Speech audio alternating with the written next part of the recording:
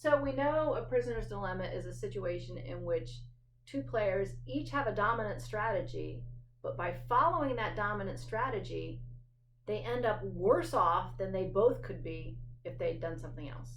And that's the dilemma. That's what makes it a dilemma. So we talked about in terms of prisoners and going to jail, but that's not something most of us are going to be facing. We may not all be in cartels either, but this is when we're talking about collusive behavior and oligopolies behaving collusively and acting like cartels. We mentioned the fact that cartels are illegal, right? You can't actually form a cartel legally in the United States, but there are places where you can, and there are cartels like the OPEC, the Organization of Petroleum Exporting Countries.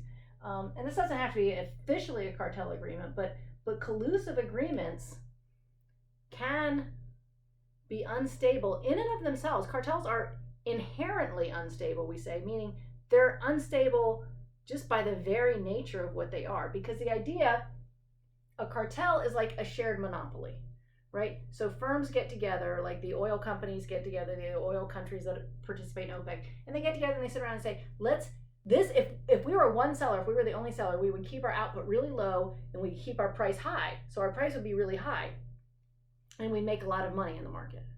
So what we're going to do is we're all going to cut back our output so we can produce that low enough output to extract all the maximum possible profit from the market, and then we can each get our share of it. The problem with cartels is that by restricting output, keeping output low and keeping price high, the price is really high above the marginal cost. What people are willing to pay is a lot higher than the cost to make it. And so every firm has an incentive to produce a little bit more, right? Because if just one firm produces a little bit more, they can sell a little bit more and the price will come down a little, but not much. So the price will come down. You can sort of, if you visualize it,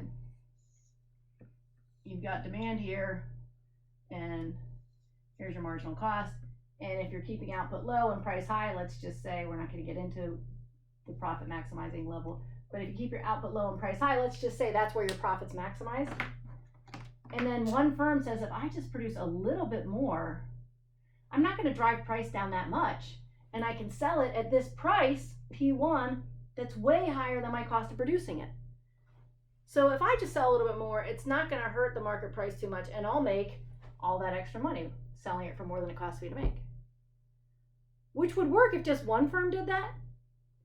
But one firm says, I'll produce a little more. One firm says, and so if there's four firms, and they all say, I'll produce a little bit more, all of a sudden the price gets driven way down.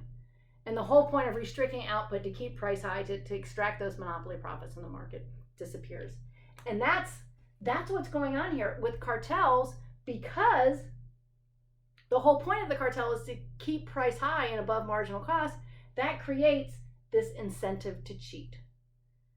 Price is greater than marginal cost, and so each firm has an incentive to produce more than they said they were going to. And so what happens is they get together and they say, let's collude. Let's keep our output low and we can both get $700. That's great. That's way better than if we both defect, if we both end up producing high Q and driving that price down, and then we end up with much lower profit. Much better to collude, keep output low, get $700 each, than compete with each other, each produce a lot of output, and only get $300 each. So we can see that mutual collusion, that didn't look like an ION, hang on a sec. Mutual collusion is better than mutual defection. We can see that here. We can see mutual collusion gives $700 to each of them. Mutual defection only gives $300. So this is why there is an incentive to collude. It makes sense. Let's form that cartel. Let's extract that monopoly profit and split it amongst ourselves. Way to go. Let's do this. The dilemma is that if everyone else is sticking to the collusive agreement and you just produce a little bit more, in this case, everyone else is just the one other player. But if everyone else is sticking to the collusive agreement and you just produce a little more, see, we've agreed. You produce a low Q, I produce a low Q, we both get 700. But if I'm firm A, if I know that firm B is going to produce a low Q, if I trust them to stick with that collusive agreement, I could do that also and get 700. Or I could produce a little bit more, cheat, defect on that collusive agreement. Instead of producing low Q and getting 700, I could produce high Q. So if I know B is going low, I could go low and collude and get 700, or I could cheat, go high, and get 1,000. Unfortunately, B has the same setup, right? So if firm B thinks I'm definitely going low, they could go low also, stick with the collusive agreement and get their 700. Or if they think I'm going to stick with the collusive agreement, they can go high and get 1,000. So if I'm going low, they want to go high. If they're going low, I want to go high. And if I know that they're cheating, if I know that firm B is going to defect on the collusive agreement, so if I know that firm B is going to go high, I don't want to go high and get stuck with $100. So if they're going to go high, I want to go high. And if I'm going to go high, they don't want to get stuck with $100. They want to go high. We both, and you can take a second and just sit down and work through those payoffs on your own and look at the best responses, but you can convince yourself working through it. Both firms have a dominant strategy to defect on the collusive agreement. If the other firm's sticking with it, they can cheat and get that extra money. If the other firm's not sticking with it and they're producing more and driving the price down, you don't want to be stuck with a low output and a low price. If they're not going to stick with the agreement, you don't want to stick with the agreement. So both firms have an incentive to not stick with the agreement. The problem is that if mutual collusion, 700 each, is better than mutual defection, 300 each, the problem is this, that mutual collusion is not as good as unilateral defection, also known as the trader's payoff. If the other person's colluding and you cheat on it, you get 1,000. So there's an incentive to collude, but it's trumped, pardon the word, by the incentive to cheat. And both these firms have this incentive to cheat. And so they both cheat. They both have that dominant strategy to cheat. They end up cheating. Because if you're colluding, I want to cheat and get that 1,000. If you're not colluding, I don't want to get stuck with what is called, in the lingo, the sucker's payoff of 100. So when we talk about prisoner's dilemmas, prisoner's dilemmas are games that have specifically this characteristic, that there is a reason everyone would be better if everyone just did this one thing, this collusive thing, but each person individually would be better off if they defected on that collusive agreement. But because everyone has that incentive to defect on the collusive agreement, everyone does defect on the collusive agreement, and we end up down here. We end up our Nash equilibrium. This is our Nash equilibrium.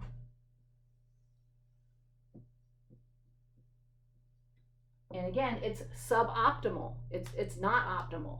We'd both rather collude, but we have that incentive to cheat, and that's the problem. That's what makes it difficult.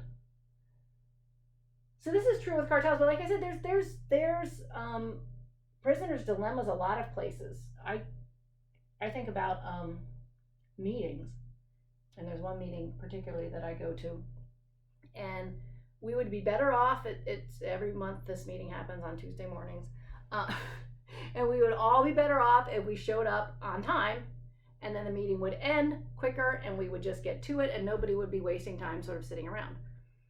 But there's also, at the very beginning, sort of that chit chat and like, oh, let's see, and did we pull up the minutes from the last meeting? And so you're better off if you get there like 3 minutes late. because then, okay, now we're getting into voting on the minutes, and now we're getting into actually doing business. And so if everyone else shows up on time, you pop in 3 minutes late, perfect. But the problem is if everyone pops in 3 minutes late, then it's 3 minutes late when we get started with all the chit chat and all of this, and we really don't start the meeting for another 3 or 4 minutes. And if everyone knows that, and it can get really bad. This one particular meeting gets really bad, and we don't ever really get started till like 10 after the hour. But then I just don't show up because it's not going to be worth it. But then everyone else keeps doing the same thing too. And we would just all be better off if we just all stuck with the collusive agreement. But it has fallen apart. So that's just one example. But it's just that it's not just cartels and it's not just prisoners. There are a lot of situations that do have this structure as prisoners' dilemmas. And so that raises the question, like, how can we fix it? How can we resolve the prisoner's dilemma?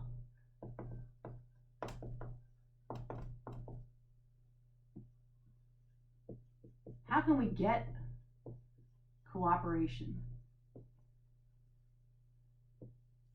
And so, as I said, there's been a lot of work done on this, and a lot of thinking done on this. And there's really two main one's actually a way to get cooperation in a prisoner's dilemma, and one is a way to sort of get around the dilemma. So I'll start with the first one, which is to get cooperation in a prisoner's dilemma. It's easier to do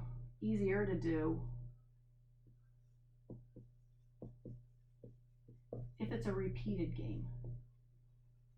If the game is repeated over and over and over, you can see, if we say, let's get together and collude and we'll stick with this $700 profit, if it's a one-shot game, like, oh, if you're going to stick with that, I'm going to do this and get my $1,000. But let's say I do that. I defect on our collusive agreement, and then next week or next month, we go to market again, and I say, hey, let's do that collusive agreement thing again. Huh?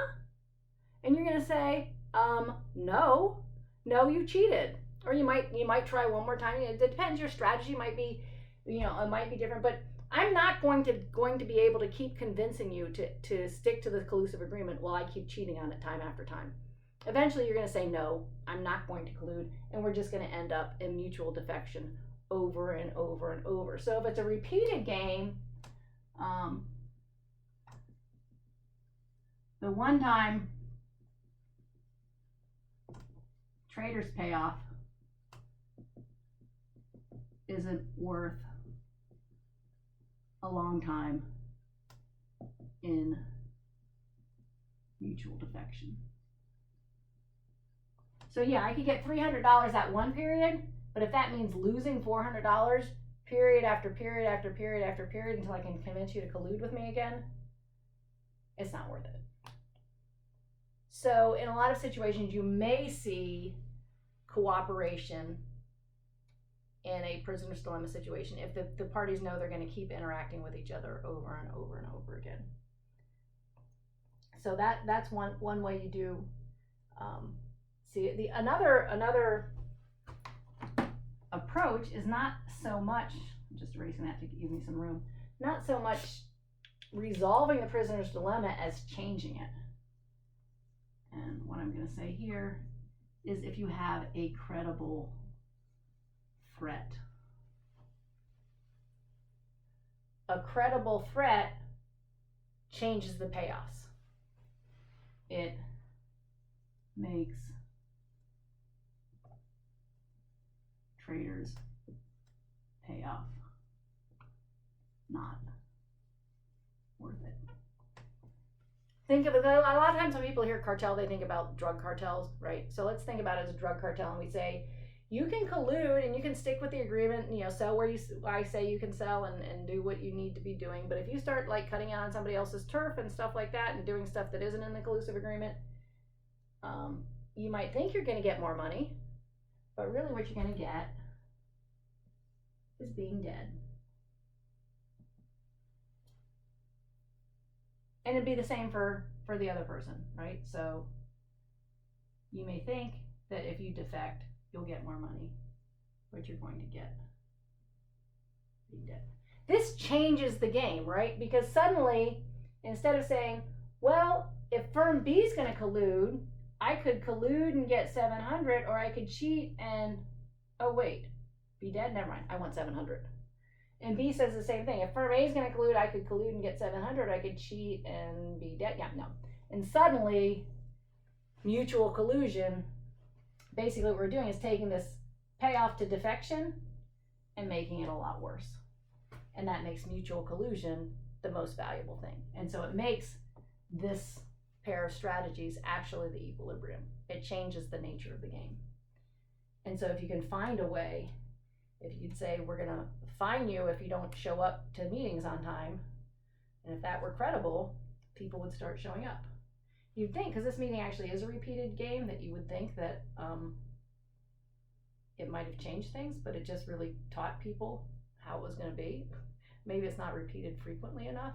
I don't know. But so you don't even always get cooperation in a repeated game, but these are ways in which you can foster cooperation, get out of that mutual defection equilibrium, even in a prisoner's dilemma situation. And like I said, if you think about it, now that you know about the prisoner's dilemma, and if you think about it, you probably will be seeing more situations in which in life there are a lot of strategic interactions, and a number of them are prisoner's dilemma. And these are ways to think about how to deal with them and how to get out of that dilemma. And so it's just, a cartel is one of them, but there are a lot more out there.